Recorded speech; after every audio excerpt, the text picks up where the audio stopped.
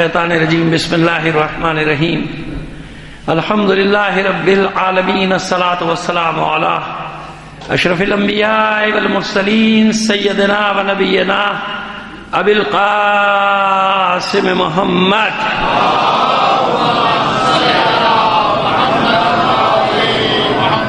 وآلہ الطیبین الطاہرین المعصومین ولعنت اللہ علی اعدائہم اجمعین من الان الى قیام یوم الدین اما بعد فقد قال اللہ تعالی فی کتابہ المبین وہو اصدق القائلین وقولہ الحق بسم اللہ الرحمن الرحیم وما خلقت الجن والانس الا لیعبدون صلوات دے دیجئے محمد علی محمد پر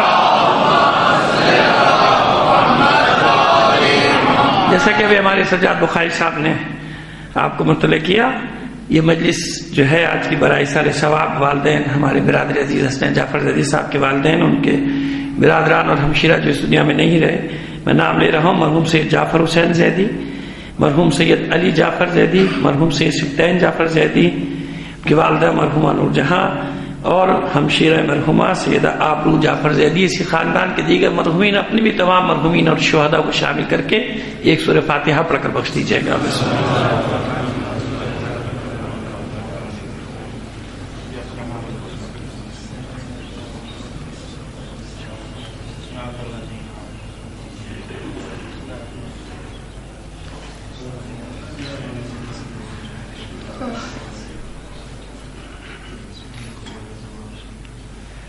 صلوات عنایت فرما دیجئے محمد علی محمد۔ اس سے بہتر انداز میں مل کر بلند آواز سے صلوات بھیج دیجیے گا۔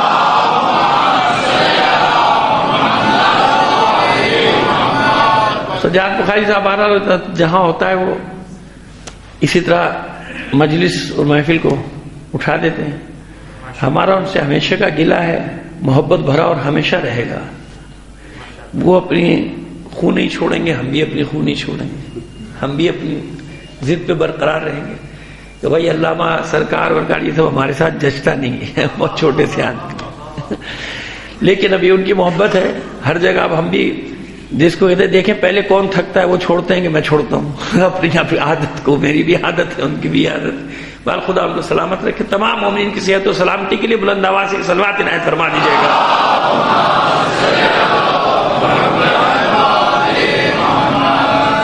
عزیزان محترم، آج کچھ ایسا ہے کہ بہت ساری چیزوں کو ہمیں سمیٹنا ہے، پورے مطلب کو آپ کے سامنے رکھنا ہے، اور ذرا چونکا دینے والے مطلب بھی ہو سکتے ہیں کچھ احباب کے لیے، تو ذرا سنبھل کر بیٹھیے گا، ٹھیک؟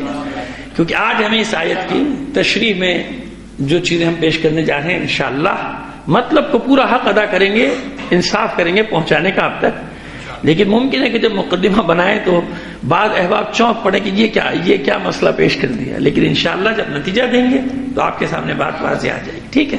ہم بات کر رہے ہیں پہلے دن سے، ہم آپ کی خدمت پیش کر رہے ہیں کہ حجت خدا کو ہم لے کر چل رہے ہیں، اور کل بھی ہم نے اور پرسوں بھی ہم نے آپ کے سامنے دلیلیں پیش کی کہ جب تمام بحث مباحث اور تمام حجتیں خدا کے رسول پوری کر چکے، یہ دلیل یاد ہے نا آپ، تمام حجتیں بنی نجران کے سامنے پوری کر دی نا، فمن حاجک فیہ من بعد ما جاءک من العلم، جب حجتیں تمام ہو گئی جبھی تو مباہلہ ہوا نا، تو آخری حجت اللہ کے رسول نے، خدا کے رسول حجت، علی حجت، حسن حجت اور حسین بھی، یہ سب حجج اللہ ہے نا، حجت الہی ہے۔ لیکن آپ نے دیکھا کہ مباہلے کے میدان میں جس حجت کو لے کر آیا خدا کا رسول، حالانکہ 40 دن مسجد میں بیٹھ کر وہ اللہ کے رسول سے مباحثہ کرتے رہے، مناظرہ کرتے رہے، مکالمہ کرتے رہے، لیکن آخری حجت نے کوئی بات نہیں کی، آخری حجت نے کوئی گفتگو نہیں کی۔ جب اس حجت کو میدان میں لے کر آئے تو بنی نجران کے عیسائی پسپا ہو گئے کہ نہیں ہو گئے؟ ہوئے نا پسپا۔ یہ خلاصہ تھا 3 مجالس کا ہماری۔ یہ بات سمجھ میں آ گئی کون ہے فاطمہ؟ فاطمہ وہ حجت ہے کہ جہاں ساری حجتیں ختم، تو اللہ نے کہا اب اسے لے کر جائیے، اللہ نے فرمایا کہ اب ان کو لے کر جائیے، اب ان کو لے کر آئیے میدان میں۔ اب آئیے جہاں سے بات کا آغاز کرنا چاہ رہا ہوں، ایک روایت پیش کروں گا، چونک پڑھیں گے۔ آپ نے ایک حصہ سنا ہوگا، اگلے حصے نہیں سنے ہوں گے، لہٰذا میں پوری حدیث پڑھ رہا ہوں، حدیث قدسی۔ لولا کما خلقت الافلاک، حبیب میں آپ کو خلق نہ کرتا تو کائنات کو بھی خلق نہ کر. دیکھیے آیت ذہن میں رکھیے. آج کی مجلس کے لیے میں نے آیت کو سرنامہ کلام قرار دیا تھا آپ کے سامنے آج کی مجلس کے لیے, کیونکہ آج میں سب چیزوں کو سمیٹنا ہے. اور انصاف کی بات ہے کہ آپ سے غلط بیانی کرنے کا نہ مجھے شوق ہے, نہ کرنی چاہیے, گناہ ہے, گناہ نے کبیرہ میں ہے. تو آپ کے انصاف سے آپ کی خدمت پیش کر رہا ہوں کہ آج کی مجلس میری یہاں اس حصے کی آخری مجلس ہے. اس کی وجہ یہ ہے کہ کچھ میری ہی نادانی کی وجہ سے کچھ ایسے گڑبڑ ہو گیا معاملہ کہ کل جہاں پہلی مجلس ہے وہ اور یہاں کا وقت نہیں سیٹ ہو پایا. جب نہیں ہو پایا تو اب تو اپنے گھر کی جیسی بات ہے نا یہاں آپ لوگوں کے ساتھ, تو اس لیے آپ سے دست بستہ آپ سے مجھے اجازت مل سکتی ہے, آپ میرے مزاج کو جانتے ہیں, لہٰذا میں نے اس لیے عرض کر دیا کہ ایسا نہ ہو کہ آپ کہیں کہ بھائی ہمیں دھوکہ دے دیا. تو میں نے پہلے ہی آپ کی خدمت میں عرض کر دیا کہ میرے حصے کی یہ آج یہاں آخری مجلسوں کے آخری ہی مجلس, یعنی وہ دوستوں نے یہ طے کیا ہے کہ کیونکہ وہ موضوع بدل جائے گا, کوئی اور آئے گا تو بالکل عجیب سی بات ہو جائے گی. اس لیے میں مکمل کرنے کی کوشش کروں گا اپنی گفتگو کو آج کی, یعنی کل کا اعلان ابھی سے کر دیا کہ یہ آج ہی آخری مجلس سمجھیں. انشاءاللہ زندگی رہی اس کا ازالہ کسی وقت کر دیں گے. ایک صلوات بھیجیے محمد آل محمد پر. چلیے تو سنا نا آپ نے, لولا کما خلقت الافلاک. اے حبیب اگر آپ کو خلق نہ کرتا, آپ نہ ہوتے تو کائنات, عالمین, افلاک, افلاک یعنی ساتوں افلاک آ گئے, نہیں سب عالمین آ گئے, اس کو تشریح کرنے کی ضرورت نہیں, بیارہ کر چکے ہیں, تو ان کو بھی خلق نہ کرتا. یہ یہاں پر بات ختم نہیں ہوئی ہے, یہ بات یہاں تک ختم نہیں ہوئی ہے. بس ایک گزارش کروں گا بیٹا, اے میرے بھائی اس کو رکھ لو, مجھے دیکھ لو, بعد میں سیڑھی بن رہی ہے, لے لینا میرے بچے, میں ڈسٹرب ہو جاتا ہوں. ایک صلوات اور بھیجیے محمد آل محمد پر. معذرت چاہتا وہ بہت سے کیمرے مجھے نہیں نظر آتے, کوئی بات نہیں, لیکن میرے سامنے آتے پھر مجھے مشکل ہو جاتی ہے بات کرنے میں. اچھا جناب, بات یہاں ختم نہیں ہوئی ہے. حدیث قدسی جو چونکا دینے والی وہ اس سے آگے تک ہے. لولا کا ما خلقت الافلاک, اگر آپ کو خلق نہ کرتا, کائنات کو, افلاک کو, عالمین کو خلق نہ کرتا, لولا علی لما خلقت کا. اب پریشانی پیدا ہوئی, علی نہ ہوتے تو آپ کو خلق نہ کرتا. اور یہاں بھی نہیں بات بڑی رکی, لولا فاطمہ, تو اگر فاطمہ نہ ہوتی, لما خلقتکما, تو میں آپ دونوں کو بھی خلق نہ کرتا. ایک صلوات بھیجیے تو میں بتاؤں گا مسئلہ کیا ہے. یقین مانیے اس حدیث قدسی کو بہت سے لوگ ڈر کے نہیں پڑھتے.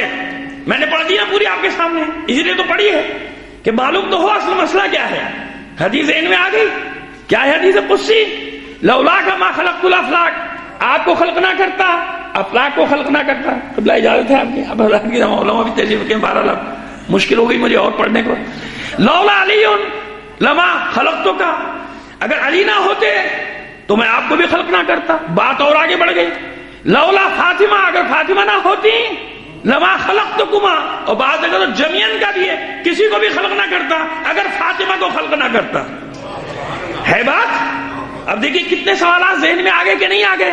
اسی لیے تو میں نے اس آیت کا انتخاب کیا کہ اس آیت میں بھی تو یہی مسئلہ ہے جس کو میں نے سرنامہ کلام قرار دیا ہے, وما خلقت الجن والانس الا لیعبدون.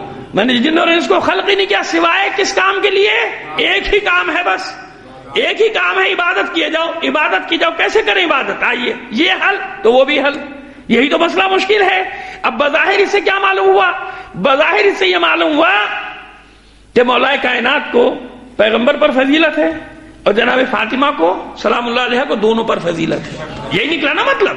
لیکن پڑھ رہا ہوں نا آپ کے سامنے, لیکن جواب دہی کا بھی ذمہ دار ہوں, اسے تو میں نے پڑھا ہے, پڑھ کر آیا ہوں تو آپ کے سامنے پڑھا ہے نا. لولا کا ما خلقت الافلاک, لولا علی ما خلقتک, لولا فاطمہ ما خلقتکما. اور جمین کا بھی لفظ ہے, آپ دونوں کو ہی خلق نہ کرتا اگر فاطمہ کو خلق نہ کرتا. اب یہ کیا مسئلہ ہوا؟ اس مسئلے کو کیسے حل کیا جائے؟ بظاہر تو یہی نظر آ رہا ہے نا اس کا مطلب کہ رسول پر علی کو فضیلت اور علی پر فاطمہ کو فضیلت, مگر ایسا نہیں ہے. یاد رکھیے یہ طے شدہ بات ہے کہ کائنات میں بعد از خدا بزرگ, تو یہ قصہ مختصر, کائنات میں, عالمین میں اللہ کے بعد پیغمبر ختم مرتبت کے سوا کسی کو ان پر فضیلت نہیں ہے. کیوں فضیلت نہیں ہے؟ مولا کائنات خود فرماتے ہیں, انا عبید من عباد محمد, یا انا عبید من عبید محمد, یا انا عبد من عبید محمد. دو تین طرح سے مقصد وہی ہے کہ میں تو خود محمد کے غلاموں میں سے ایک غلام ہوں. اس کی تشریح کر چکے ہیں کسی موقع پہ آپ کے پاس، آپ کے سامنے. پھر مسئلہ کیا ہے؟ آئیے اب میرے ساتھ ساتھ رہیے گا. آپ مطلب کو آپ تک پہنچانا ہے ذرا سا مشکل ہوگی، لیکن کوشش وہی ہوگی کہ میری آسان الفاظ میں آپ تک پہنچا دوں. کہیں ارشاد فرما رہا ہے خدا کا رسول، علی منی و انا من علی، علی مجھ سے ہے، میں علی سے ہوں. کہیں ارشاد فرما رہے ہیں حسین منی و انا من حسین، حسین مجھ سے اور میں حسین سے. ہے نا ایسا؟ آیا ہے نا ایسا؟ روایات میں وہاں بھی ہیں، ہمارے یہاں بھی ہیں.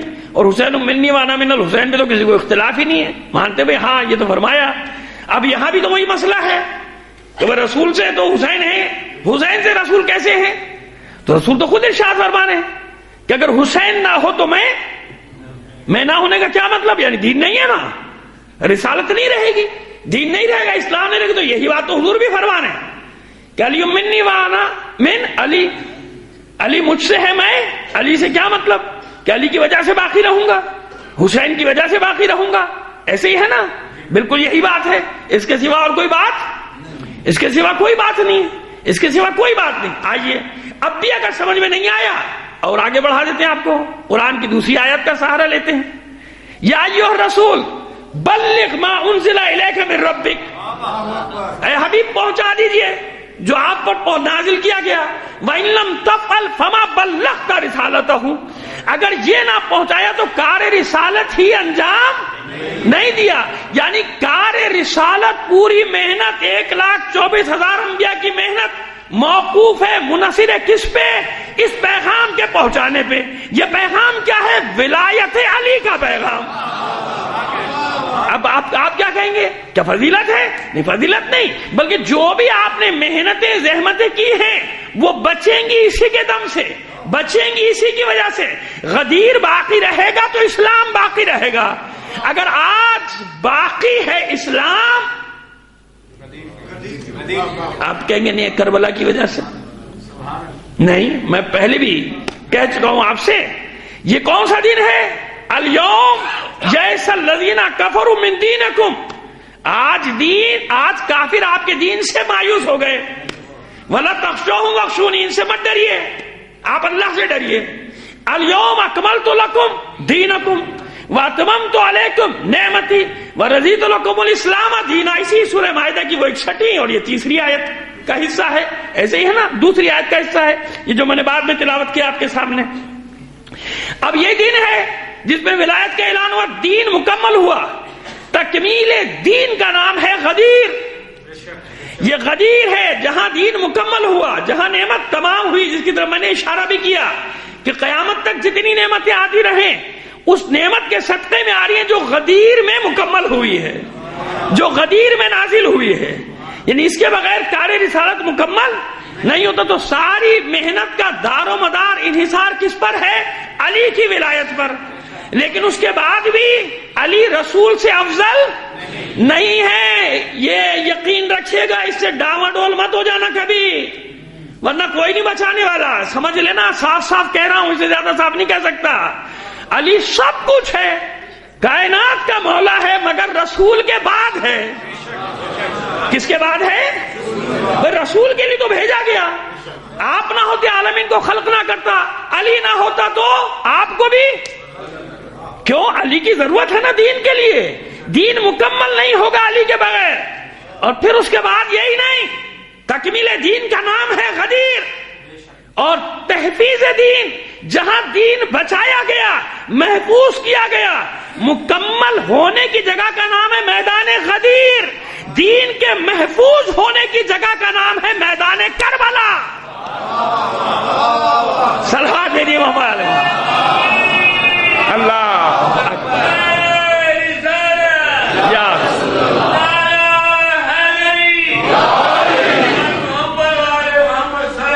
اللہ. ابھی مطلب مکمل نہیں کیا، ابھی میں آپ کو آہستہ آہستہ لے جا رہا ہوں جہاں تک پہنچانا چاہتا ہوں وہاں. تو معلوم ہوا کہ علی کے دم سے دین قائم ہے، اور فاطمہ کے شیر کا اثر ہے کربلا. حشر تک اہل جفا کے سر پٹکنے کے لیے کربلا تعمیر کر دی فاطمہ نے شیر سے، ہے نا؟ تو دین کی حفاظت کہاں ہوئی؟ کربلا۔ محفوظ ہونے کی جگہ کا نام ہے کربلا۔ غالب نہیں آیا ابھی، لیکن اللہ کا وعدہ ہے لِیُظْہِرَہُ عَلَى الدِّینِ کُلِّهِ، ہر دین پر یہ دین غالب آ جائے گا۔ وہ غلبہ دین کا نام ہے، وہ غلبہ دین کا مقام ہے، وہ غلبہ دین کی جگہ، وہ غلبہ دین کا دن، وہ غلبہ دین جس کے ذریعے سے آئے گا، وہ کون ہے؟ وہ کون سا دن ہوگا؟ وہ دن جب آخری قیام کرے گا، وہ غلبہ دین ہے۔ یاد رکھیں، تکمیل دین، حفاظت دین اور غلبہ دین۔ غلبہ دین کب ہوگا؟ جب وہ حسین کا بیٹا، جب وہ رسول کا بیٹا، جب وہ علی و فاطمہ کا بیٹا ظہور کرے گا۔ صلوات بھیجیے محمد علی محمد پر۔ آئیے، ابھی بات طے نہیں ہوئی، بات کو آگے بڑھانا ہے۔ اب معلوم ہوا کہ اس کا کیا مطلب ہے؟ لولا کا ما خلقت الافلاک، لولا علی ما خلقت کا، علی نہ ہوتے تو آپ کو بھی خلق نہ کرتا، کیونکہ مقصد پورا نہیں ہوگا۔ لولا فاطمہ تو لما خلقتکما، تو آپ دونوں کو ہی خلق نہ کرتا۔ کیوں؟ میں نے عرض کر دیا کہ فاطمہ، کل کی مجلس میں، پرسوں کی مجلس میں یہی تو بتاتا رہا، ایک جملے میں بس تکرار کر رہا ہوں کہ فاطمہ نہ ہو تو تکمیل رسالت، تکمیل ولایت، تکمیل امامت، عصمت، طہارت، ان سب کے مصداق کا نام ہے، محور کا نام ہے، مرکز کا نام ہے فاطمہ۔ مرکز کا نام، وہ مرکز جو نظر نہیں آتا، مرکز پرکار نظر نہیں آتا مگر اس کے بغیر دائرہ مکمل نہیں ہوتا۔ اب اس کو آگے لیتے جائیے، نظام شمسی کا ایک مرکز ہے نا، کوئی مرکز ہے، اسی پر تو چل رہا ہے نظام شمسی، اس کے نظام کا اور مرکز، اس کے نظام کا اور مرکز، گلیکسی کا ایک مرکز، کلسٹر کا ایک مرکز۔ مرکز کو تصور کیے بغیر نہ دنیا بنے گی، نہ زمین بنے گی، نہ عالمین بنیں گے، نہ کہکشاں بنے گی، نہ کچھ۔ بس جب ہر شے کا ایک مرکز ہے، ہر ایک کے لیے ایک مرکز کا، چاہے وہ نظر نہ آئے، فرض کیا جانا ضروری ہے۔ اسی لیے شعوری اور لاشعوری طور پر ہر مکتب، کہیں کا بھی مکتب اگر مذہب رکھتا ہے تو ایک قطب، ابدال، ایک غوث کسی نہ کسی پر یقین ضرور رکھے گا۔ کیوں؟ جانتا ہے کہ جس طرح ہر شے کو ایک مرکز ضروری ہے، بس ان عالمین کے قیام اور بقا کا راز بھی ایک مرکز، ایک محور ہونا چاہیے، اسی کو حجت خدا۔ اسی لیے ہر زمانے میں اس حجت کا وجود لازمی قرار پایا کہ اگر حجت نہ ہو تو عالمین ختم ہو جاتے ہیں۔ بس ان سب کے لیے حجتیں اور معصومین پر جو حجت قرار پائی وہ فاطمہ زہرا کی ذات گرامی سے۔ یہ ہے اس حدیث کا مطلب۔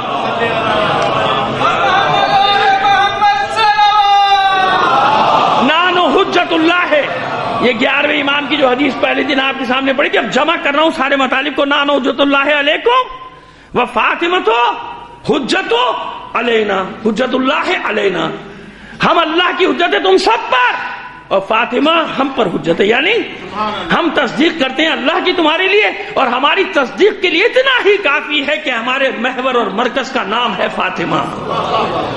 ہماری سچائی کے لیے اتنا کافی ہے۔ ہمارے لیے جو حجت ہے وہ کون قرار پایا ہے؟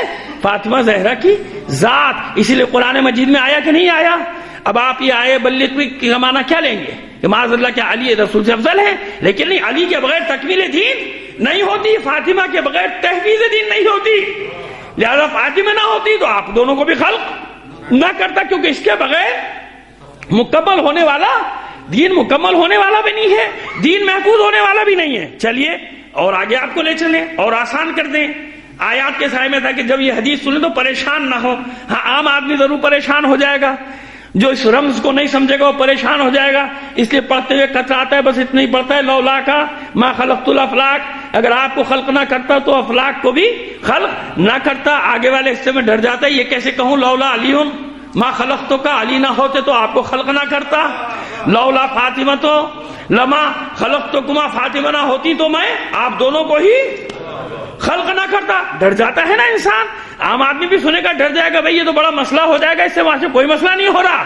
بتایا جا رہا ہے کہ بھئی علت ہے نا، یعنی پیغمبر کو جو وجہ تخلیق کائنات ہے اس کا مقصد مکمل نہیں ہو سکتا جب تک کہ علی کو خلق نہ کیا جائے۔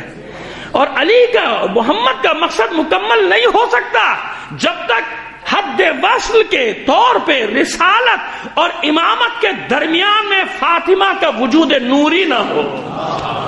وجود ہے.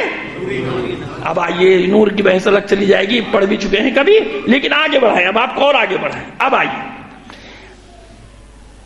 سورہ احزاب ہے, ہاں سورہ احزاب ہی ہے. ارشاد رب العزت ہوا, ایک صلوات بھیجیے محمد آل محمد پر. آئیے آپ النبی اولا بالمؤمنین من انفسہم وازواجہ امہاتہم. نبی مومنین پر ان کے نفسوں سے زیادہ حق تصرف. صحیح ہے نا, النبی اولا بالمؤمن. یہی تو اقرار لیا تھا غدیر میں, پہلے پوچھا تھا تمہارے نفسوں پہ تم سے زیادہ حق تصرف رکھتا ہوں یا نہیں؟ سب نے کہا تھا بھلا کیوں نہیں, بالکل رکھتے آپ. اور یہی قرآن مجید نے فرمایا, النبی اولا بالمؤمنین من انفسہم, ان کے نفسوں سے زیادہ, ازواجہ امہاتہم, اور ان کی جو ازواج ہیں وہ مومنین کے لیے کیا ہے, ماں کا درجہ رکھتی ہیں. تاکہ بعد میں جیسے کہ خدشات ظاہر کیے گئے, میں تو وہ لفظ بھی نہیں لے سکتا کہ بعض لوگوں کے کیا کیا ارادے تھے کہ پیغمبر کے بعد کیا کر سکتے, تو اس پر یہ آیت نازل ہوئی کہ خبردار قیامت تک کے لیے ازواج رسول کیا ہیں تمہارے لیے, امہات المومنین. کیوں یہ آیت آئی؟ تمام مومنین کے لیے, مسلمانوں کے لیے حضور کی ازواج کیا ہیں, ماں کا درجہ رکھتی ہے, امہات المومنین.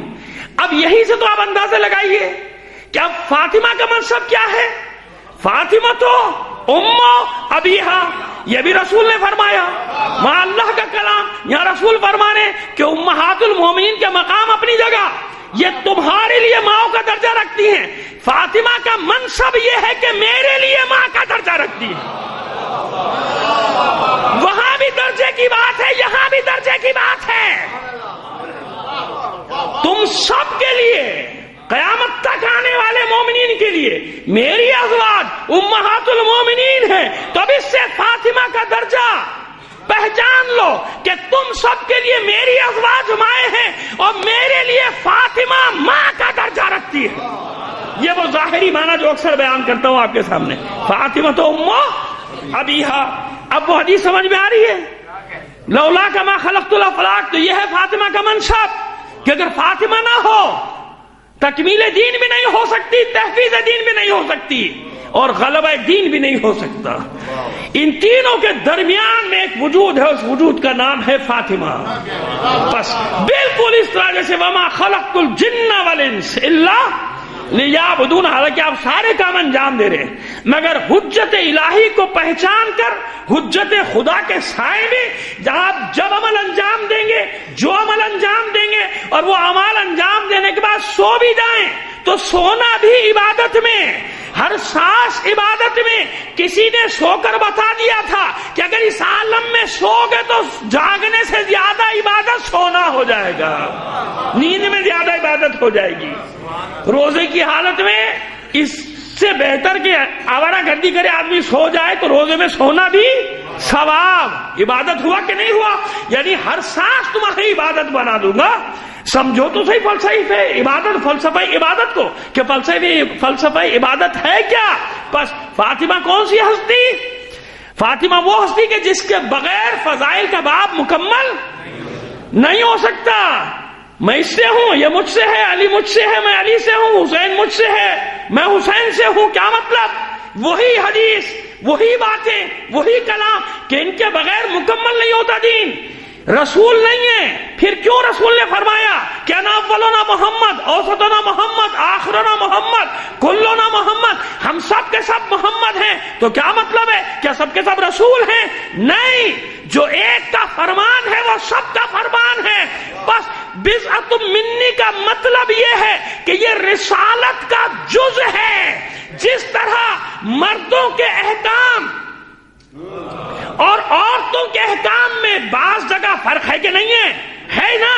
تو کہاں سے آئے گی خواتین کے لیے سنت رسول؟ اتنا اشارہ کافی ہے کہ نہیں ہے؟ کہاں سے آئے گی سنت رسول ان خواتین کے لیے؟ بس بضعۃ منی کیوں کہا؟ احترام میں کیوں کھڑے ہوئے؟ بس یہی ہے, لولا فاطمہ تو لما خلقتکما، فاطمہ نہ ہوتی تو آپ دونوں کو بھی خلق نہ کرتا. کیوں؟ فاطمہ کے بغیر رسالت مکمل نہیں، ایک جز کم رہے گا، ایک حصہ کم رہے گا رسالت کا، ایک ٹکڑا کم رہے گا. تو بضعۃ منی کا مطلب کیا ہوا؟ یہ وہ میرا ٹکڑا یعنی رسالت کا ٹکڑا ہے، الگ کر دو گے رسالت ناقص رہ جائے گی، ساتھ رکھو گے رسالت مکمل ہو جائے گی.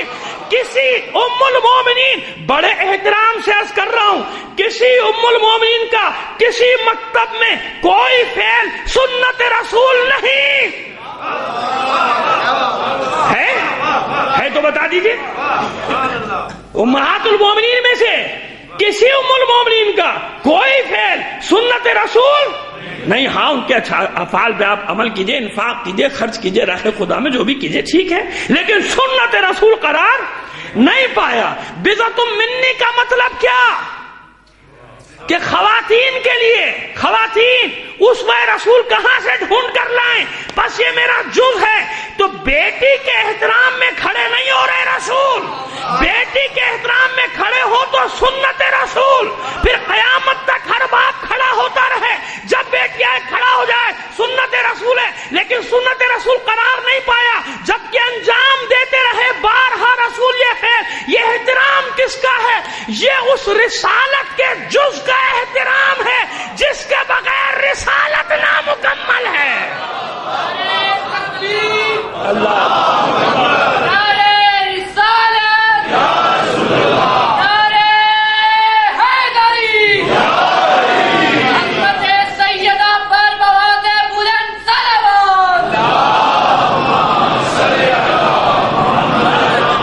بالکل اسی طرح جس طرح قرآن مجید کی بعض آیات اشارے کریں، وما خلقت الجن والانس الا لیعبدون، سوائے عبادت کے ہم نے اور کسی کام کے لیے خلق ہی نہیں کیا. باقی کام کیوں کر رہے ہو؟ نوکری پہ کیوں جا رہے ہو؟ اور کام کیوں کر رہے ہو؟ اپنے بچوں کی پرورش میں وقت کیوں ضائع کر رہے ہو؟ نمازیں پڑھو. نہیں، بلکہ ایسے لوگوں کی کہ جو عبادت کرنے کے لیے اپنے اہل و عیال کے حقوق سے غافل ہو جائیں، ان کی عبادتیں بھی ان کے منہ پہ مار دی جائیں گی. اہل و عیال کے حقوق کو ادا کرنا واجبات کے بعد یہ خود سب سے بڑی عبادت ہے. بھائی اپنے اہل و عیال کے حقوق کو جو ادا نہیں کرتا صرف اس لیے کہ میں عبادت میں زیادہ وقت گزاروں تو عبادت نہیں کر رہا، وہ سمجھے ہی نہیں عبادت کے فلسفے کو، وہ جانتے نہیں عبادت کے فلسفے. حقوق العباد، اور حقوق العباد میں بھی اہل و عیال، اہل و عیال کے بعد پہلے اقربا. پہلے کون ہے؟ اقربا، پھر اقربا کے بعد دوسری منزل حقوق العباد. کتنی بڑی منزلیں ہیں. حقوق العباد کیوں رکھا گیا باب؟ اسی لیے تو رکھا گیا کہ تمہارا ہر عمل عبادت بن جائے. کسی کی عیادت کے لیے جانا بھی عبادت بن جائے. کسی مایوس آدمی کے دل میں امید کی کرن پیدا کرنا بھی عبادت بن جائے گا. اس کے چہرے پہ تبسم آ جائے تو عبادت بن جائے گا. تمہاری کسی اچھی بات سے کسی مریض کے چہرے کو، کسی مریض کو اطمینان مل جائے. ہے کہ نہیں ہے ایسا؟ بس یہ یاد رکھیے کہ یہ ہے وما خلقت الجن والانس الا لیعبدون. کا مطلب یہ ہے کہ ہر پل ہر سانس عبادت بن جائے گی اس حجت خدا کے سائے میں. اس حجت کے سائے میں اعمال انجام دیتے چلے جاؤ. خبردار اپنی مرضی سے ٹکریں مارتے رہو، اپنی مرضی سے سجدے کرتے رہو، اپنی مرضی سے روزے رکھتے رہو تو کوئی عبادت قابل قبول نہیں ہے. یہی تو فرق بتایا خلق کرنے کے بعد. ابلیس کو کیوں راندہ درگاہ قرار دیا گیا؟ عبادت ہی عبادت تھی. اپنی مرضی کی عبادت اللہ کو نہیں چاہیے، اللہ کو عبادت چاہیے اللہ کی مرضی کی. بھائی عبادت کا طلبگار کون ہے آپ سے؟ یا ایھا الناس اعبدوا ربکم، عبادت کرو اپنے رب کی. یہ کس کا حکم ہے؟ اللہ کا حکم ہے نا. کون قرآن مجید میں بار بار اپنی عبادت کی طرف دعوت دے رہا ہے؟ اللہ دعوت دے رہا ہے. تو یہ عبادت بنانے کا حق اسے ہے یا بندے کو ہے؟ سیدھی سیدھی سی بات ہے. دو اور دو چار والی اس میں تو کوئی فلسفہ منطق نہیں ہے بھائی. اس میں تو کوئی بقول جو آج کل ایک اصطلاح ہر جگہ استعمال ہوتی ہے میں بھی استعمال کروں، کوئی راکٹ سائنس تو نہیں ہے. جو عبادت کا آپ سے طلبگار ہے، عبادت بنانے کا حق کس کا ہے؟ اسی کا ہے نا.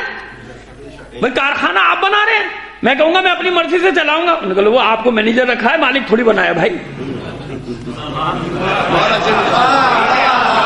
صلوات بھیجیے محمد آل محمد پر. زمین میری ہے، میں چاہتا ہوں میں گندم ہو افغانی نہیں، میں پہ امرود لگاؤں گا، ارے بھائی زمین میری ہے تمہاری تھوڑی ہے، انہوں نے کاشتکار رکھا. ایسا ہی ہے نا، ہر جگہ کا اصول ہے بھائی جس کی چیز ہے اسی کی مرضی کے مطابق چلنا پڑے گا. اچھا برا کہ آپ کو اس سے کیا غرض ہے بھائی؟ جہاں بھی دفتروں میں جاتے اپنی مرضی سے کام تھوڑی کر سکتے. ویسے یہاں تو ماشاءاللہ سب چل جاتا ہے پاکستان میں، لیکن میں اصول کی بات کر رہا ہوں. نہ بھی کریں آپ، کون پوچھنے والا ہے؟ یا کچھ بھی نہ کریں آپ، یہ نہ کرنے کے نتیجے میں تو 69 سال میں کہاں پہنچ گئے. جو کرنے کے کام ہے وہ کچھ اور ہے، وہ جمع ضرب تقسیم کہیں اور ہوتی ہے. کیا ظلم ہوا اس ملک کے ساتھ 69 سال میں. اتنی ڈھٹائی سے جھوٹ بولتے ہیں، پروف ہو چکے. اب آپ کچھ بھی کہتے ہیں ان کو اثر بھی نہیں آتا. صبح سے شام تک چینل پہ بیٹھے جھوٹ جھوٹ جھوٹ جھوٹ کے کارخانے لگائے ہوئے. اب وہ مجھے نوکری دے، کیا تم بھی میرے ساتھ جھوٹ بولو تو میں کیا کروں اسی اصول پہ عمل کروں؟ کیوں؟ ان کے ابا گئے پاکستان، یہ مالک ہے پاکستان کے. جھوٹ، ہر جگہ جھوٹ کا کاروبار. خیر، ہم بات کریں وہاں کی جہاں ان اصولوں پہ عمل ہوتا ہے. تو اصول یہی ہے نا کہ بھائی چیز میری ہے. عبادت کون مانگ رہا ہے آپ سے؟ اللہ مانگ رہا ہے. معبود وہ ہے، آپ تو عباد ہیں. اللہ آتی رحمان عبدہ، جو کچھ بھی ہے کائنات میں سب عبد ہے اس کے سامنے. عبودیت کی منزل میں وہ عبودیت مانگ رہا ہے نا. اس نے کہا ہے نا کہ نماز پڑھو، اس نے کہا ہے نا کہ روزہ رکھو، وہ فرما رہا ہے نا کہ حج کرو، وہ فرما رہا ہے نا کہ زکات دو، وہ کہہ رہا ہے نا کہ خمس دو. تو یہ اس کی مرضی کا ہوگا یا آپ کی؟ کس کی مرضی کا ہونا چاہیے بھائی؟ طلب اللہ کر رہا ہے تو وہی تو بتائے گا نا کہ کیسے، کس کے ذریعے بتائے گا؟ رسولوں کے ذریعے، اماموں کے ذریعے، یا مجھے یہ حق حاصل ہے کہ میں بناؤں؟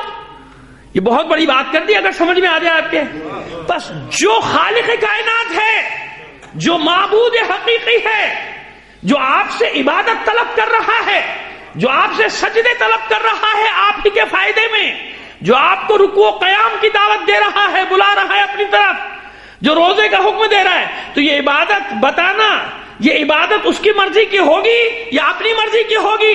اس لیے خبردار، کتنے ہی ترم خواہ بن جاؤ، عبادتوں میں اپنی مرضی نہیں چلا کرتی، عبادتوں میں رب کی مرضی چلتی ہے. عبادتوں میں کس کی مرضی چلے گی؟ اللہ کی مرضی، رب کی مرضی. اور وہ مرضی کون بتائے گا؟ اللہ کا رسول. اور رسول کے بعد اس کے حقیقی جانشین بتائیں گے. یہ مجھے اور تمہیں بنانے کا حق نہیں ہے. وہ جزئی مسائل تو ہم نکال سکتے ہیں اجتہاد کر کے، لیکن آج تک کسی سے سنا کہ اس نے فرض کہا کہ اب 2 نہیں اب 3 پڑھا کرو، زمانہ بدل گیا.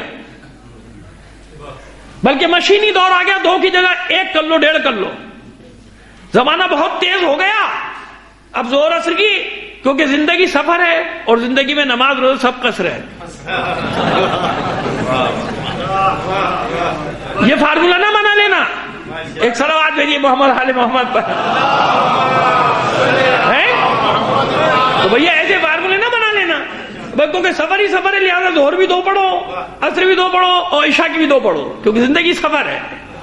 لہٰذا ایسا تو نہیں بنا سکتے نا آپ کچھ. ایسا قاعدہ کسی مجتہد نے دیا، کسی مرجع نے دیا؟ ایسا قاعدہ نہیں دیا نا. جو اللہ کے بنائے ہوئے قاعدے ہیں انہی کی تشریح اور تشریح کرنے کا حق معصوم کو، اور معصوم کی روایات سے حکم اخذ کرنے کا حق کس کو ہے؟ کس کو ہے؟ فقیہ کو. نہیں مانے مجتہد کے لفظ سے پتہ نہیں کیوں چھڑتے ہیں لوگ. فقیہ کو. کس سے؟ کسے ہے؟ فقیہ کو. تو فقیہ کیا گلی میں بیٹھ کے بنتا ہے؟ کسی درگاہ پہ بیٹھ کے بنتا ہے؟ چوراہوں پہ بیٹھ کے بنتا ہے؟ مسجد میں بیٹھ کے بنتا ہے؟ کہاں بنتا ہے فقیہ؟ فقیہ بننے کے لیے کتنا عرصہ چاہیے؟ آپ ویسے شوق سے مجھے آپ علامہ بنا دیں، آپ آیت اللہ بھی بنا دیں، مجھے کوئی اعتراض نہیں ہے، مجھے بڑی خوشی ہوگی. صلوات بھیجیے محمد آل محمد پر. ہاں کہتے نا کہ خرد کا نام جنو رکھ دیا، جنو کا خرد، جو چاہے آپ کا حسن کرشمہ ساز کرے. ہمارے لوگوں کو پورا اختیار ہے، جسے جو چاہے بنا دے، کون پوچھنے والا ہے. پوسٹر لگا دیجئے دیوار پہ، میں زیادہ 1-2 بار چیخوں گا، اس کے بعد تو مجھے پتا بھی نہیں کہاں کا لگا ہوا ہے پوسٹر، مجھے کیا پتا مجھے کیا لکھا ہوا ہے. لیکن لکھ دیجئے، آپ کا شوق ہے پورا کر لیجئے، مجھے کوئی اعتراض نہیں. بات عرض کر رہا ہوں، خدا نہ کریے نہ سمجھے گا کہ میری خواہش ہے. میں بتا رہا ہوں مزاج لوگوں کا یہ ہے کہ جو چاہو بنا. تو ایسے بنتا ہے فقیہ، ایسے بنتا ہے فقیہ. فقیہ وہ ہوتا ہے کہ جو پوری زندگی اپنی خرچ کر دیتا ہے اسی دنیا میں. اور ڈرتے ڈرتے کوئی حکم دیتا ہے کیونکہ قیامت کے دن اسے جواب دینا ہے، ڈرتے ڈرتے، اس لیے کہ آپ کا فعل خراب نہ ہو، آپ کی زندگی حرام نہ ہو، آپ کے لیے وہ بنتا ہے تاکہ آپ کو اس مشکل سے نکال لے جس مشکل میں آپ پڑے ہوئے۔ تو ذمہ داری فقیر پر ہوئی نا، لیکن ماشاءاللہ اب تو درگاہوں میں، بارگاہوں میں، چوباروں پہ سب جگہ فقیر بیٹھے میں اپنا فتویٰ خود ہی دے دیتے ہیں، یہ کر لو، یہ کر لو۔ پڑھا کیا ہے؟ سب پی ایچ ڈی ہے، کس شعبے میں؟ کیمسٹری میں۔ خدا کے بندے کیمسٹری کا پی ایچ ڈی ہے تو اس کو فتویٰ دینے کا حق ہے کیا؟ کبھی کسی فقیر کو کیمسٹری کے متعلق فتویٰ دیتے سنا؟ نہیں دیا۔ اگر کوئی مسئلہ پیچیدہ سائنس کا پیش آ جائے، میں گواہ ہوں، میں شاہد ہوں، میں حوضے میں رہا ہوں ایک طالب علم کے حیثیت سے، بابا اس کے متخصصین کو، اسپیشلسٹ لوگوں کو بلایا جاتا ہے، وہ پوری تشریح کرتے ہیں فقیر کے سامنے کہ یہ مسئلہ درپیش آ گیا، اب کیا کریں؟ پھر فقیر اس پورے مسئلے کو سمجھ کے پھر فتویٰ دیتا ہے۔ سمجھ میں آ رہی ہے بات؟ ایسے مداخلت نہیں کر دیتا، ساری دنیا میں چل رہے ہیں جہاں فقہا کی اتنی بڑی تعداد ہے، وہاں یونیورسٹیاں، کالجز، عالم اسلام میں سب سے زیادہ تعلیم وہیں پر ہے جہاں فقہا کی تعداد زیادہ ہے، اور جہاں فقہا نہ ہو، خالی ملا ہو، جہاں ملائیت، اب میں ملک کا نام تو میں نہیں لے رہا، وہ آپ کو سمجھنا نہیں، جہاں ملائیت کا راج ہو، چلیے چھوڑیے پاکستان تو بہت اچھا ہے، بتا دوں آپ کو بہت اچھا ہے اس معاملے میں، وہ آل سعود 100 سال ہو رہے ہیں نا ان کو آئے ہوئے تقریباً۔ کل بھی میں نے اپنے ایک عزیز دوست سے بات کہی تھی، سوال رکھا تھا سامنے، اس 100 سال میں بتا دو، ان کے یہ 90-100 سال میں بتا دو، 90 سال ہو گئے اور پورے ہو گئے انشاءاللہ، 1000 مہینے پورے ہونے والے، بے فکر رہے آپ۔ خیر جناب، وہ 90 سال میں کوئی ایک سائنسدان، دانشور، شاعر، ادیب، اس 90 سال میں ان کی پوری تاریخ چیلنج کر رہا ہوں، ایک نام بتا دے کوئی۔ بھائی آپ تو پھر ماشاءاللہ اتنے نام پیش کر دیں گے، آپ کے یہاں فیض گزرا، چلو اقبال کو مشترکہ ہندوستان کا اثاثہ مان لو، حالانکہ ہمارا یہ اثاثہ ہے، اگر نہیں مانتے فیض کو تو مان لو، فیض گزرا آپ کے یہاں، اگر شاعروں کی فہرست گنوانا شروع کرو تو آپ کہیں گے شاید یہ خالی شاعری پڑھتا، نہیں میں خالی شاعری نہیں پڑھتا، اتنے بڑے بڑے نابغہ گزر گئے، ادیب گزر گئے اتنے بڑے بڑے، ڈاکٹر عبدالسلام سے لے کے ڈاکٹر عبدالقدیر اور مبارک ثمربند تک کتنے بڑے بڑے آپ نے دنیا کو سائنسدان دیے کہ نہیں دیے؟ دیے کہ نہیں دیے؟ اس نے جناب وہ نوبل انعام تک پہنچا، اس کا قصور صرف یہ ہے کہ وہ بیچارہ نہ شیعہ تھا نہ سنی تھا، ڈاکٹر عبدالسلام، جو اساس ہے جس پہ فخر کرنا چاہیے تھا اس قوم کو۔ عجیب ہے، اس کا مطلب کسی ہندو اور عیسائی کو یہ حق نہیں ہے وہ اس ملک میں بیٹھ کے اس کی خدمت کر کے وہاں تک نوبل انعام پرائز تک اس کو پہنچا دے۔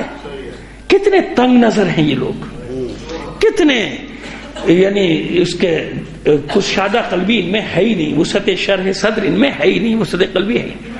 کتنے متعصب اور تنگ نظر ہیں یہ لوگ کہ ڈاکٹر عبدالسلام کا ذکر صرف اس لیے نہیں کیا جاتا کہ وہ آپ کا پسندیدہ مسلمان نہیں تھا، لیکن میں اس کا قائل نہیں ہوں بھائی، جس نے جو خدمت کی اس کا وہ، اس کے افعال، اس کا مذہب، اللہ کے ساتھ اس ملک کا تو نام روشن کیا تھا اس نے یا نہیں کیا تھا؟ یہ ہے مان۔ خیر، اور بھی جس میدان میں نابغہ نظر آتے کہ نہیں نظر آتے، وہاں کون پیدا ہوا؟ کوئی بھی نہیں پیدا ہوا۔ اور جہاں انقلاب آیا وہ کہاں تک پہنچے؟ یہ ڈرون دعائیں پڑھ کے اتارے تھے؟ نہیں، کیا کیا تھا؟ مطلب کوئی عمل کیا تھا علماء نے بیٹھ کے رات کو کہ یا اللہ ڈرون کو کھینچ لاؤ نیچے سے؟ ایک عمل کیا انہوں نے اور اڑا لیا ڈرون کو، یہ دیکھو یہ ہم نے یہ فلاں دعا پڑھی تھی، یہ اتر گیا ڈرون۔ کہاں تک پہنچی ٹیکنالوجی؟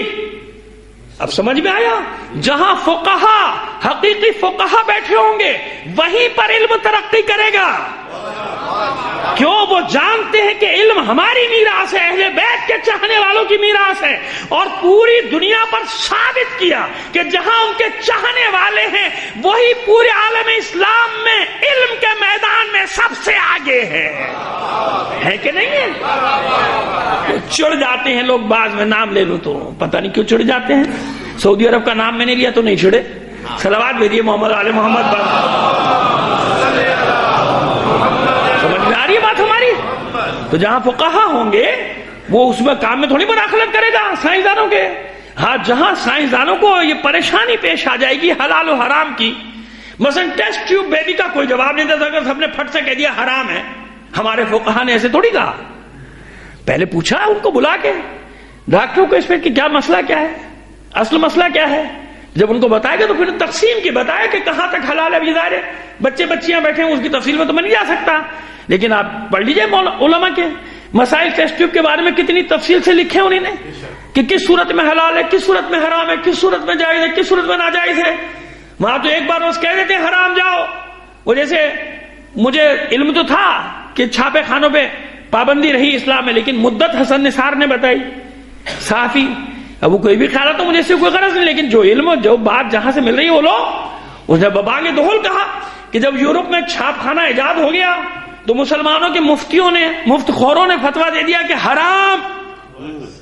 ارے بھائی یہ سائنسی ترقی ہے, اس پر قرآن چھاپنا, اس پہ کتاب چھاپنا, کوئی بھی حرف چھاپنا کیا ہے حرام. اور یہ حرام کتنے سو سال رہا, 400 سال. کتنے سو سال, 400 سال.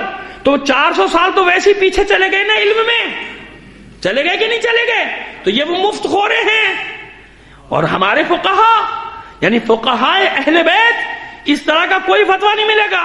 لاؤڈ اسپیکر آزاد ہوا, پورے برے صغیر میں نعرہ گونج گیا حرام حرام حرام. ہمارے فقہا نے کہا نہیں, گانا سنو تو, گانا بجاؤ تو حرام. دین کا پیغام دو, اچھی باتیں کرو, اخلاقی تعلیمات دو تو حلال. پھر اس ملا نے بھی دیکھا کہ میں ہی رہ گیا, سب کی آوازیں اسپیکر پہ جا رہی ہیں. پھر آج تک سب سے زیادہ حرام استعمال اسی نے کیا. ہاں بھائی فساد پھیلایا نا, اسی اسپیکر سے فساد پھیلاتا رہا کہ نہیں, پھیلا رہا ہے کہ نہیں, جھگڑے کرا رہا ہے نہیں, خون خرابے کرا رہا ہے نہیں, بھائی کو بھائی سے لڑا رہا ہے کہ نہیں, فساد پھیلا رہا ہے کہ نہیں, اسی نے جس نے پہلے حرام کہہ دیا تھا بغیر سوچے سمجھے. ریڈیو ایجاد ہوا حرام. یہ تو میرے والد صاحب نے بھی مجھے بتایا کہ میں چھوٹا تھا کہ ریڈیو سننا حرام تھا, لیکن ہمارے فقہا نے اس وقت بھی فتویٰ دے کہ نہیں, اگر اس سے جائز چیزیں نشر ہوتی ہیں تو حلال ہے, ناجائز باتیں سننا, گانے سننا, موسیقی سننا اس کے لیے حرام ہے. بھئی چیز تو ترقی کی علامت ہے نا جو بنائی ہے انسان کی, وہ ترقی کرنا حرام تھوڑی ہے, اس کا استعمال ہے. اب میں اشارہ کرتا چلا جاؤں, کتنی ہی مقدس جگہ ہو, اگر وہ غلط استعمال کی جائے تو کچھ لوگ ڈر گئے. بھائی چلیے میں آپ کو کہیں اور لے جاتا ہوں, مسجد نبوی کا ممبر ہے, چلیے اور کہیں تو ڈر جاتے ہیں, ادھر تو نہیں ہے کہنے میں کوئی حرج. بتاؤ اپنے ممبر سے ڈر رہے ہیں, مسجد نبی کے ممبر سے نہیں ڈر رہے. مسجد نبی کا ممبر ہے نا تو احترام کیجیے نا, جو بھی بیٹھ جائے. ارے بھائی بڑی مقدس جگہ ہے, جگہ کا مسئلہ تھوڑی ہے, چاہے کعبے کا ممبر ہو, چاہے وہ مسجد الحرام کا ممبر ہو, چاہے وہ مسجد نبی کا, استعمال ہے. اگر غلط آدمی بیٹھا ہے, غلط بات کر رہا ہے تو وہ جگہ بھی استعمال کرنا جائز نہیں ہوئی. جگہ کا مسئلہ نہیں ہے, استعمال کا مسئلہ ہے. اگر وہیں وارث ممبر بیٹھا ہو, حقیقی وارث بیٹھا ہو, تو اب استعمال کیا ہو گیا, یعنی اس میں خاصیت نہیں ہے. لکڑی کے ٹکڑے تو ہر دفعہ لکڑی کے ٹکڑے ہیں, حقیقی وارث بیٹھا ہو تو ممبر, اور حقیقی وارث نہ بیٹھا ہو تو امام کے بقول لکڑیوں کا ٹکڑا ہے. کیا ہے تو کہہ دیا ریڈیو حرام. اسی طرح ٹی وی, تو گھر میں بھی چھوٹا سا تھا جب آیا تو کلاس میں مجھے یاد ہے 3 دن میں میرے مولوی صاحب نے, اللہ ان کو جنت نصیب کرے, جو میں دینیات پڑھاتے تھے, انہوں نے حرام حرام کی لت لگائی کہ میرے دماغ میں بیٹھ گیا کہ یہ تو حرام ہے. بھائی ٹی وی دیکھنا بھی حرام ہے, ایسے پردہ کر کے جاؤ اس کے سامنے سے. کیمرہ ایجاد ہوا حرام, ہمارے فقہا نے تو نہیں کہا حرام, پہلے مرحلے میں بھی نہیں کہا حرام.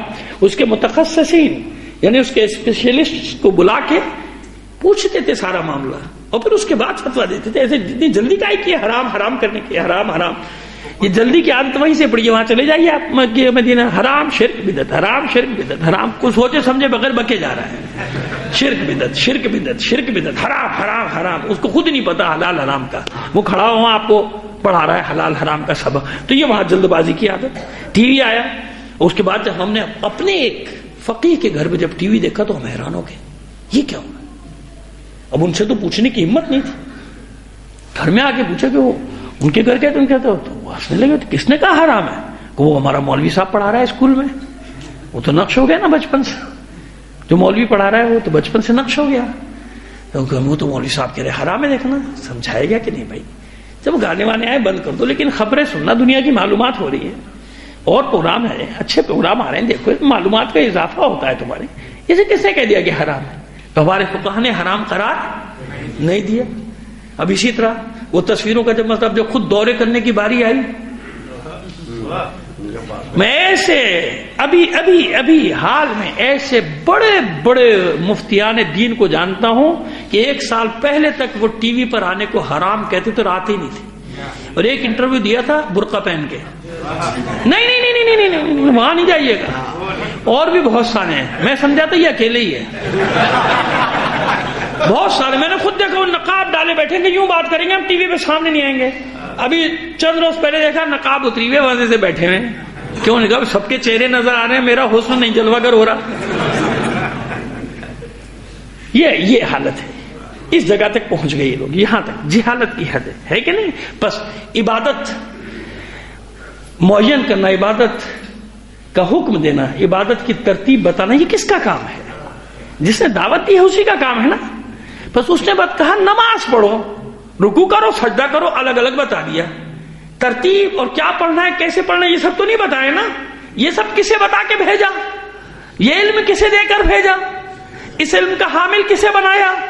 یہ جو ترتیب بتائے اور آنے والوں کے لیے اصول اور ضابطے معین کر جائے کہ ان سے باہر نہ نکلنا، ان اصولوں سے باہر نہ نکلنا۔ اب اگر 2 یا 3% فتووں میں اختلاف ہو جائے کوئی مسئلہ نہیں، اصول و ضوابط طے ہیں بھائی، طے۔ یہ بالکل ایسے ہی ہے، کتنی بار آپ کی خدمت میں عرض کریں کہ ایک ہی میڈیکل کالج سے پڑھے ہوئے اسپیشلسٹ ڈاکٹر، ہارٹ اسپیشلسٹ ہو، برین اسپیشلسٹ ہو، کائے کے بھی اسپیشلسٹ ہو، 4 کو الگ الگ دکھا لیجئے، کوئی نہ کوئی فرق ضرور ہوگا۔ ایک دوا بڑھا دیں گے یا ایک دوا گھٹا دیں گے، اور چاروں اسپیشلسٹ ہیں، ہے نا، ایک ہی کالج کے پڑھے ہوئے، ایک وہ ان کا اجتہاد ہے کہ وہ سمجھتے ہیں کہ آپ کی باڈی کے لیے پیناڈول کی جگہ ڈسپرین دے دو، بھائی ڈسپرین کی جگہ پیناڈول دے دو۔ سمجھ میں آ رہی ہے ہماری بات؟ ایسے ہی ہے کہ وہ 2-3% باقی کلیات تو ایک ہے نا۔ یہ تو نہیں ہو سکتا کہ دل کے ڈاکٹر کے پاس جائیں اور وہ آپ کا دماغ کا آپریشن کر ڈالے کہ بھائی میرا اجتہاد ہے، تمہارے دل میں نہیں، تمہارے دماغ میں خلل ہے، یہ میرا اجتہاد ہے۔ بھائی اجتہاد ایک اصول ہوتے ہیں نا، اصول ہیں، ان اصولوں کی رہ چلنا ہے۔ تو فقہا اس بات کے ذمہ دار ہے نا بھائی، اور فقہا اہل بیت ہر زمانے میں، اس لیے جہاں بھی ان کا وجود ہے وہاں علم ترقی کرتا نظر آئے گا، آگے بڑھتا نظر آئے گا۔ کیوں؟ وہ تو خود لوگوں کو دعوت دے رہے کہ ہر میدان میں آگے بڑھو، جدید اسکول بناؤ، یونیورسٹیاں بناؤ، خود انہوں نے بنائی ہوئی ہیں جدید ترین یونیورسٹیز، جامعات بنائی ہوئی انہوں نے جدید ترین، اس میں انجینئرنگ، اس میں میڈیکل سائنس سب پڑھایا جا رہا ہے۔ فقہا کی یونیورسٹیز میں جانتا ہوں، دیکھ کے آیا ہوں، دورے کر کے آیا ہوں۔ کیوں بنائے انہوں نے؟ وہاں تو نہیں بنے، وہاں تو میں نے کہا ایک بھی نہیں نکلا آج تک کوئی، سارے جتنے نکلے مفت ہی نکلے، اور یہاں پر بھی یہی کوشش تھی ان کی، مگر وہاں نکل رہے ہیں نا۔ کیوں؟ اس لیے کہ یہ ہماری میراث ہے، یہ فقہا کا کام، فقہا اہل بیت کا کام، اس نے دعوت دی۔ اب جب اس پیرائے میں ساری چیزیں ہوں گی تو کیا ہوگا؟ الا لیعبدون، سوائے عبادت کے کچھ بھی نہیں، ہر سانس عبادت، اٹھنا بیٹھنا عبادت، پیغام پہنچانا عبادت، لوگوں تک صحیح طریقے سے پیغام اہل بیت کو پہنچانا کیا بن جائے گا؟ عبادت بن جائے گا نا آپ کے لیے۔ الا لیعبدون، بس ایک دوسرے کے بغیر نامکمل ہیں، اس لیے کیا کہا؟ کلنا محمد، ہم سب کے سب محمد ہیں۔ بس مقامات کے اعتبار سے، فضیلتوں کے اعتبار سے، درجات کے اعتبار سے اللہ نے ہر ایک کو الگ الگ منصب دیا ہے۔ جس منصب پر پیغمبر ہے اس منصب پر علی نہیں۔ کیوں؟ میرے بعد علی سب کچھ ہے مگر نبی رسول نہیں ہے۔ سمجھ میں آ رہی ہے ہماری بات؟ بالکل آسانی سے سمجھا رہے ہیں۔ اب اس پہ بعد بھی کوئی ضد پہ آ رہا ہے تو آ رہا ہے، ہمارا کیا لے رہا ہے؟ 2 باتیں ہمیں سناتا ہے، 4 باتیں سنا لے، اس کے 4 باتیں سنانے سے ہم یہ بات کرنے سے چوکیں گے تھوڑی، رکیں گے تھوڑی، نہ رکیں گے پہلے، نہ رکیں گے، کیونکہ اپنے عقیدے کو صحیح رکھنا ہی سب سے اہم بات ہے۔ افراط و تفریط کا شکار نہ ہو جاؤ، نہ اس انتہا پہ چلے جاؤ نہ اس انتہا پہ گر جاؤ۔ والامر بین الامرین کا راستہ یہی تشیع ہے، یہی عقیدہ ہے۔ اہل بیت کے اختیارات کے قائل رہو، اہل بیت کی ولایت تکوینی کے قائل رہو۔ یاد رکھو اس بات کو، عالمین پر فوقیت دی ہے اللہ نے ان ہستیوں کو، عالمین کو ان پر فوقیت نہیں دی ہے، عالمین پر فوقیت ہے ان ہستیوں کو، عالمین کو ان ہستیوں پر فوقیت حاصل نہیں ہے۔ اب ان چیزوں میں شک نہ کیا کرو کہ ملائکہ صبح و شام طواف کرتے اگر نظر آئے بیت فاطمہ کا، یہ روایت رسول کے لیے نہیں ہے، یاد رکھنا۔ وحی آتی ہے، جبرائیل آتے ہیں، امین وحی نازل ہوتے ہیں، یہ رسول جن کو رسول بھی کہا گیا، امین بھی کہا گیا، جناب جبرائیل کو روح الامین بھی کہا گیا، روح الامین آتے ہیں نا، آتے ہیں، لیکن اس طرح سے آنا جیسے میں نے کل روایت پیش کی کہ ہر روز تا قیامت طواف کر رہے ہیں ملائکہ فاطمہ کے، اور اس کا ثبوت ایک کے بعد ایک دلیل، ایک کے بعد ایک دلیل، ایک کے بعد ایک دلیل۔ قبہ حسینی، روضہ حسینی، قبہ، بس ملائکہ کا ہجوم ہے جو آ رہا ہے اور جا رہا ہے، قبر حسین کا طواف کر رہا ہے، اور جو ایک بار جاتا ہے انتظار کر رہا ہے، دوبارہ اس کی نوبت نہیں آتی، دوبارہ اس کی باری نہیں آتی۔ نہیں معلوم آپ کو، اور مجھے بھی نہیں معلوم، میں آپ کو کیا کہوں، کسی کو نہیں معلوم کہ قبر مطہر حسین کا مرتبہ کیا ہے۔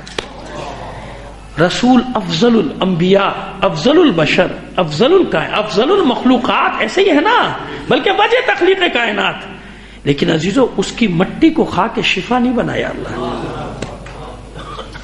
اب اگر اس میں گڑبڑا جائیں گے نا، سمجھ میں نہیں آئے گی، تو اب یہاں سے سمجھا رہا ہوں آپ کو۔ لولا کما خلقت الافلاک ولولا علی لما خلقتک ولولا فاطمہ لما خلقتکما، وہ سمجھ میں نہیں آئے گا نا، اب یہاں سے سمجھ میں آئے گا۔ کبھی آپ میں سے کسی نے حسین کو نانا سے افضل جانا ہے؟ خدا کی قسم کوئی شیعہ ہو ہی نہیں سکتا، رہ ہی نہیں سکتا۔ یہ تو ہم دنیا کو بتانا چاہتے ہیں کہ ساری محبت، سارا عشق نسبتوں ہی کا تو ہے۔ خدا کے بندو اتنا تو سمجھو کہ ہم آل رسول پر قربان ہیں، آل رسول، آل محمد، اہل بیت رسول۔ یہی تو دنیا کو سمجھانا چاہ رہے ہیں کہ جن کی محبت اللہ اور اس کے رسول نے واجب قرار دی ہے، ہم ان کی محبت میں ہی تو لٹ رہے ہیں، ان کی محبت میں قتل ہو رہے ہیں، ان کی محبت میں مر رہے ہیں۔ لیکن اس کے باوجود کہ کائنات میں وجہ تخلیق کائنات افضل المخلوقات کون ہے؟ محمد عربی کی ذات، لیکن اس کی خاک شفا نہیں۔ خاک شفا کس کی خاک ہے؟ حسین۔ تو کبھی تم نے حسین کو افضل جانا ہے؟ نہیں جانا نا رسول سے۔ علی کون ہے؟ علی الحسن والحسین سیدہ شباب اہل الجنہ وابوہما افضلہما، حسن حسین جوانان جنت کے سردار، ان کا بابا ان دونوں سے افضل ہے نا۔ نجف اشرف جاتے ہیں نا آپ، سب کچھ ہے، شفا بھی ملتی ہے مریضوں کو۔ میں یہ کب کہہ رہا ہوں، حضور کے روضے پہ بھی شفا ملتی ہے، حضور کے روضے کے نیچے دعا مانگنے کی بات ہی الگ ہے۔ یہ تجربہ تو اس گناہگار، آپ میں سب سے حقیر ہوں میں، اس گناہگار کو شرف حاصل ہے۔ ادھر حضور کے قبے کے نیچے میں نے دعا کی ہے، بابا جبرائیل سے باہر نکلا ہوں، اللہ میری جھولی بھر دے۔ اور میں نے اپنی کتاب آداب خدا وگاہی میں لکھا بھی ہے عشق رسول پر، جو کچھ لکھ سکتا ہے مجھ جیسا ناچیز انسان میں نے لکھا ہے۔ لیکن عزادارو، اس کے باوجود مولائے عارفان اپنے بیٹوں سے افضل ہیں، لیکن خاک شفا کس کی خاک ہے؟ بھئی شفا ہر جگہ ملتی ہے مریضوں کو، بقی میں بھی ملتی ہے، روضہ رسول میں بھی ملتی ہے، نجف اشرف میں ملتی ہے، مولا عباس کے قدموں میں بھی ملتی ہے، ثانیہ زہرا کے روضہ مبارک میں وہاں بھی ملتی ہے، جناب سکینہ کی تربت پہ بھی ملتی ہے۔ لیکن جسے خاک شفا کہا گیا، بتاؤ نا کسے کہا گیا؟ علی کی تربت کی خاک کو تو خاک شفا نہیں، حالانکہ جناب آدم جناب نوح 2 پیغمبر وہاں مدفن ہیں، دو پیغمبروں کا علی کے ساتھ، خاک شفا نہیں ہے نا. یہ اعزاز ایک ہی تربت کو حاصل ہے، تربت حسین کو، خاک شفا. اور یہ انعام کس کا ہے؟ یہ انعام بھی اللہ نے رسول کی بیٹی فاطمہ کو دیا. اب دیکھیے کیا ایسا ہے، ایسا سمجھ سکتے ہیں آپ کہ ایک بیٹے سے زیادہ محبت ہو، ایک بیٹے سے کم محبت ہو رسول کو؟ علی کو ایک بیٹے سے زیادہ محبت ہو، دوسرے بیٹے سے کم محبت ہو سکتا ہے؟ فاطمہ کو ایک بیٹے سے زیادہ محبت ہو، دوسرے بیٹے سے کم محبت ہو، ایسا ہو سکتا ہے؟ نہیں ہو سکتا نا. لیکن عزیزو، جو ظاہری مصائب کا جو ظاہری باب ہے نا، اس کا تقاضا یہ تھا، اور آج تک اس کا تقاضا یہ ہے کہ میں نے ابھی آپ کے سامنے اور ہر جگہ میں اپنا عقیدہ بیان کر دیتا ہوں. یہ نسبتوں کا سلسلہ ہے سارا، پیغمبر کی نسبتوں کا سلسلہ ہے یہ سب. پیغمبر سب سے افضل ہے ہمارے لیے کائنات میں. لیکن اس کی شہادت کا دن کون سا ہے؟ 28 صفر. ہمارے یہاں، ہمارے برادران کے یہاں کچھ اور ہوگا، ہمارے یہاں مقرر ہے تاریخ 28 صفر. اور ولادت کی تاریخ بھی ہمارے یہاں معین ہے 17 ربیع الاول. لیکن اس کے باوجود ہم اپنے برادران کے ساتھ 12 ربیع الاول مناتے ہیں، اور منانا چاہیے. آپ کو یاد رکھیے، منانا چاہیے اپنے برادران کے ساتھ. اور میں تو مناتا ہوں، آپ دیکھتے ہی ہوں گے مجھے، میں تو جلوسوں میں بھی ہوتا ہوں، کیسا ہوتا ہوں. ٹھیک ہے، کیوں؟ ایک وحدت کا مظہر چیز نظر آئے. اور رسول کا ہی تو دن ہے نا، رسول کے دن منانے جب چاہو مناؤ. ٹھیک ہے، یا میں ایسا گزر گئے، 8 ربیع الاول ختم ہو گیا. لیکن ایک دن مولا عارفان کی شہادت، 3 دن 19 20 21. اس کے بعد جو باتیں ان پہ میں بہت ساری باتیں کرتا رہتا ہوں. پھر ہر معصوم کا چہلم بھی منایا کرو، ہر معصوم کا 10واں 20واں بھی سب کا پھر مناؤ. لیکن بس کیا کیا جائے، ہمارے یہاں مشکل یہ ہو گئی کہ کسی کو ٹوکنا بھی ایک عذاب ہو گیا، مصیبت ہو گئی ہے. سمجھانا بھی کہ بھائی سمجھو تو صحیح. حسین کا چہلم اس لیے ہوتا ہے کہ کوئی منانے والا نہ تھا. اتنا سا اشارہ کافی ہے سمجھداروں کے لیے. اب جو نہ سمجھ ہے یا جان بوجھ کے یہ سب کرتا ہے، اس کو نہ پہلے کوئی سمجھا سکا تو میں کیا سمجھاؤں گا. رسول کی صحبت میں نہیں سمجھ سکا، میں کیا سمجھاؤں گا اس کو. اسے کرنی ہی اپنی مرضی ہے. لیکن بہرحال، اور دیکھیے اس کا ثبوت کیا ہے. آپ حسین کے چہلم تک کوئی شادی بیاہ کرتے نہیں کرتے نا. تو اس سے یہ تو پوچھو خدا کے بندے سے، جو یہ سب کر رہا ہے ان دنوں میں شادیاں کیوں کرتا ہے؟ ان دنوں میں شادی میں کیوں آتا جاتا ہے؟ شوال کے مہینے کی بات کر رہا ہوں. 19 20 21 کو تو ظاہر کوئی مومن کرتے ہی نہ کر سکتا ہے. میں آگے کی بات کر رہا ہوں جو آگے تک بڑھ جاتے ہیں سارے. ان سے کہو نا پھر 40 تک، اور پھر یہ پورا سال ایسے گزر جائے گا. پھر جانتے ہو 13 رجب کون سا دن ہے؟ جناب فاطمہ کی چہلم کا دن ہے. 13 رجب مادر حسین کے، پھر مناؤ 13 رجب کو چہلم.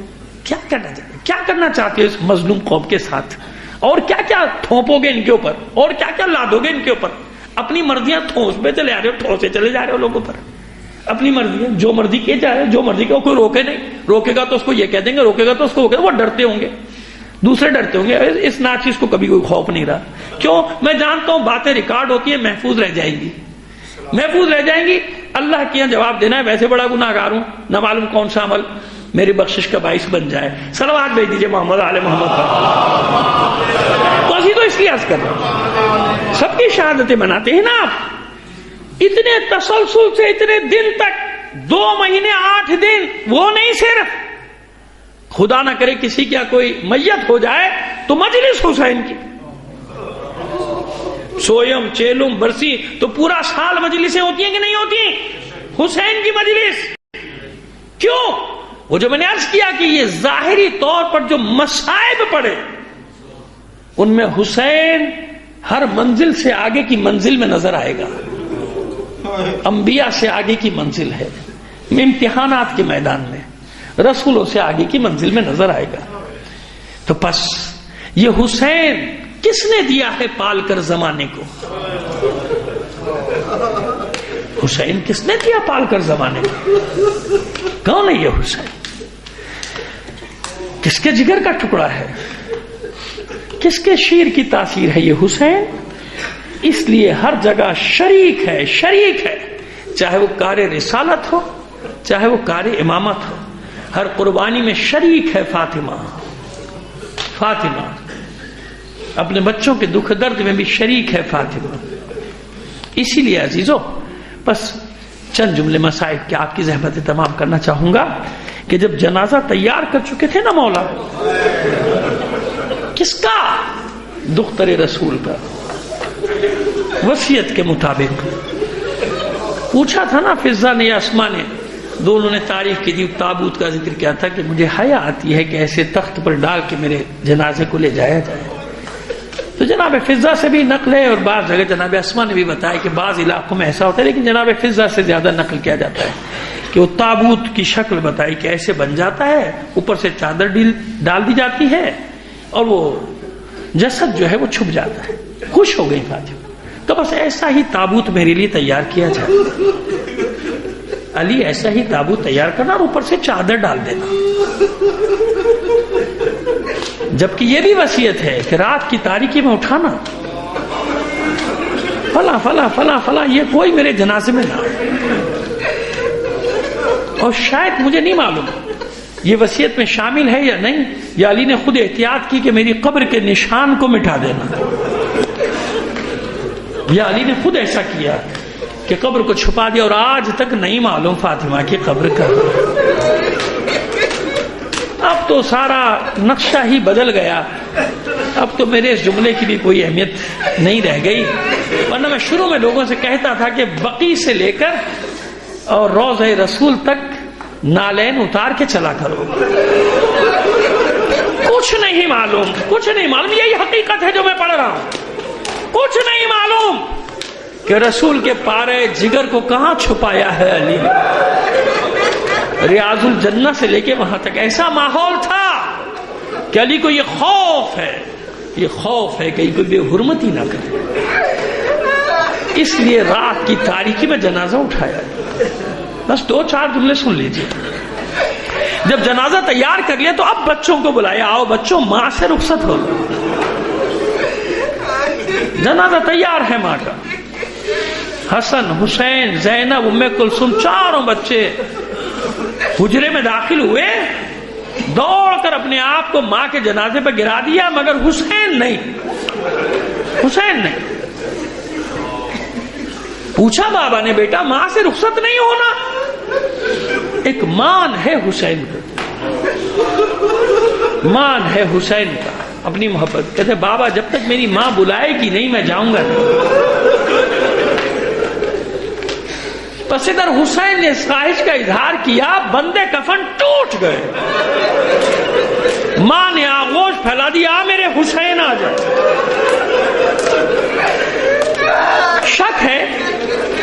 شک ہے اس روایت پر.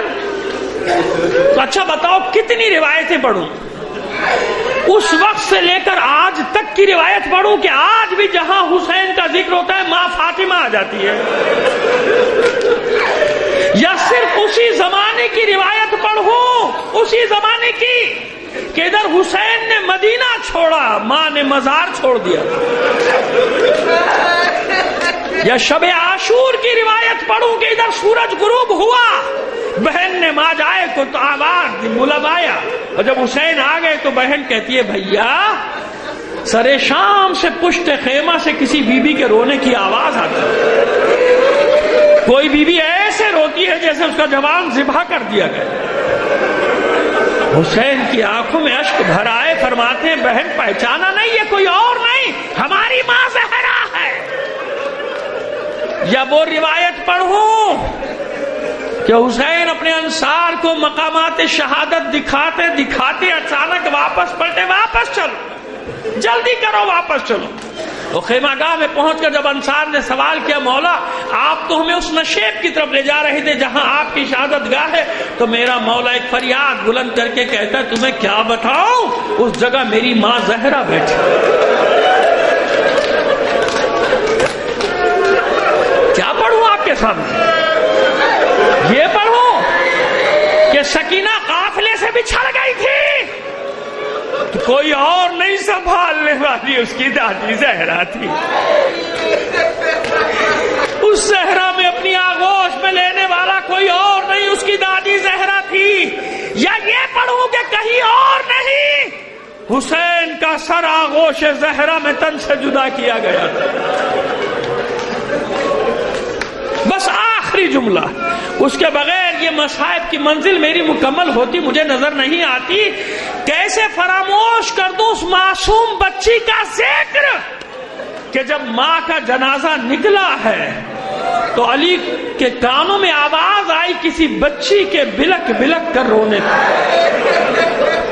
اب جو رات کی تاریکی میں علی نے پلٹ کر دیکھا تو کیا دیکھا؟ چھوٹی سی زینب سیاہ چادر سر پہ ڈالے روتی چلاتی جنازے کے پیچھے پیچھے آ رہی. اماں مجھے چھوڑ کر کہاں جا رہی؟ اماں میں تمہارے بغیر کیسے جیوں گی؟ عزادارو بس آخری جملہ. ارے اتنا تو ہوا نا، اتنا تو ہوا کہ 4-5 سال کی بچی کے لیے مولا، اے مولا آپ کے مصائب سے کوئی انکار نہیں، آپ پر سب سے زیادہ مصائب پڑے، لیکن اتنا تو ہوا کہ آپ نے جنازہ رکھا فاطمہ کا، واپس مڑے دوڑ کر اپنی بچی کو کلیجے سے لگایا، گود میں اٹھایا، گھر میں لے گئے، رو رو کر بچی سے فرمایا میری بچی رات کی تاریکی سہی، کوئی دیکھنے والا نہ سہی، تو چادر میں سہی، لیکن علی کو گوارا نہیں کہ تو اس عالم میں بھی روتی ہوئی گھر سے باہر آ جائے. مولا میں کیا کروں، میں کیا کروں؟ حسین کی 4 سال کی بچی سکینہ دامن میں آگ لگی ہوئی، کانوں سے لہو بہتا ہوا دوڑ رہی ہے قتل گاہ کی طرف چلاتی ہوئی بابا بابا بابا کہاں ہو؟ مجھے شمر کے تماچوں سے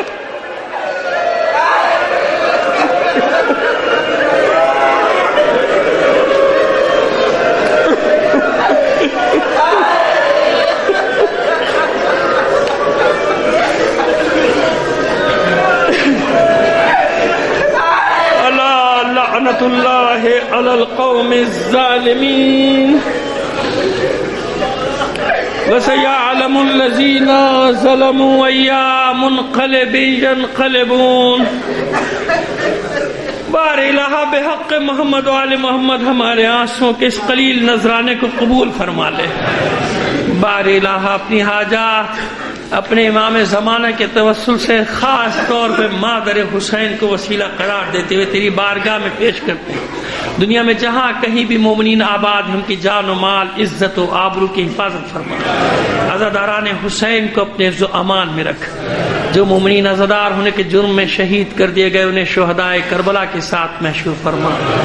جو بیمار ہیں خاص طور پہ یہاں بھی موجود بہت سارے مومنین و مومنات نے اپنے مریضوں کی شفا یابی کی دعا کے لیے کہا ہے. بار الہ بحق بیمار کربلا ان سب کو شفائے کاملہ و عاجلہ فرما. عزاداران حسین کو اپنے امان میں رکھ. معبود جو مومنین اپنی جائز حاجات رکھتے ہیں ان کی ان تمام حاجتوں کو پورا فرما دے.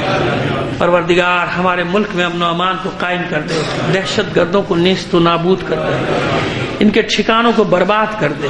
ان کے سرپرستوں کو ذلیل و رسوا کر دے. بار الہ ہم اس قابل نہیں اس قابل بنا دے. جب تیری آخری حجت کا ظہور ہو تو ہم اس کے ادنا سے سپاہیوں میں شامل ہوں. تعجیل فرما ظہور امام زمانہ میں. فاتحہ پڑھوانے سے پہلے پھر آپ تکرار کر رہا ہوں کیونکہ خاصے لوگ بعد میں آئے ہیں. بعض ناگزیر وجوہات کی بنا پہ آج ہی کی مجلس پہ یہ خمسہ تمام ہوا ہے. کل ہمیں دوسری جگہ کچھ ہماری ہی غلطی ہو گئی وعدوں میں تو ہمیں بھی کیونکہ اسی وقت وہاں پر بیٹھنا تھا تو اس کو یہیں پہ آج آپ بار بار اعلان ہو رہا تھا 7:30 بجے کا. لیکن کیونکہ دعائے کمیل بھی ہوتی ہے کل شب جمعہ بھی ہے تو نہیں ہو سکے گا. ہم اتنی شکایتیں برداشت نہیں کر سکتے. آپ ہمارے گھر کی طرح کے افراد ہیں لوگ ہیں. یہ باب العلم کے ہمارے ساتھی بھی ہمارے بھائیوں کی طرح ہماری مجبوری کو سمجھتے ہیں. لہٰذا آج یہاں اس مجلس کے خاتمے پر ہی اس خمسے کا اختتام ہے. تو کل سے ہمیں کیونکہ حالی روڈ پہ پڑھنا ہے آپ سے درخواست کروں گا ہمارے برادر عزیز سید حسین جعفر زیدی کے والدین اور برادران و ہمشیرہ یعنی سید جعفر حسین زیدی سید علی جعفر زیدی سید سبطین جعفر زیدی مرحومہ نور جہاں مرحومہ سیدہ ابرو جعفری اپنے تمام مرحومین کو شامل کر کے اور شہدائے ملت کو شامل کر کے 1 بار سورہ فاتحہ 3 بار سورہ اخلاص کے تلاوت فرما دی.